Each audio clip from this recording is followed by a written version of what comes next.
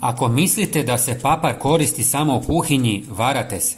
Jeste li ikada posipali crni papar ispred svojih vrata ili ispod prozora i kreveta? Ovaj fantastični kućni trik može vam riješiti mnoge probleme.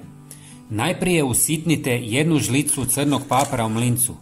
Možete koristiti već mljeveni papar, ali svježe samljeven ima i do 3 puta jače djelovanje od onog koji dugo stoji na policama trgovina. Prijatelji, volio bih da mi u komentarima napišete odakle me gledate. Ja sam iz Hrvatske i volim upoznavati ljude iz cijeloga svijeta. Nadam se da ćete jednom posjetiti Hrvatsku. Hvala vam. Usitnjeni papar istresite u malu posudu.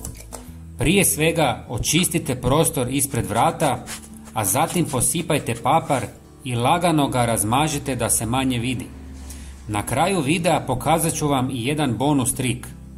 Također možete ovako posipati ispred prozora ili ispod svog kreveta. Sigurno se pitate zašto to radimo. Jeste li znali da običan crni papar može pomoći u borbi protiv mišara i štakora? Ove male, ali uporne štetočine izuzetno su osjetljive na jak miris papra koji im iritira nosnice i otežava snalaženje u prostoru. Kada paprom pospete ulaz, pukotine ili mjesta kroz koja se provlače, oni će ta područja izbjegavati jer im miris postaje nepodnošljiv.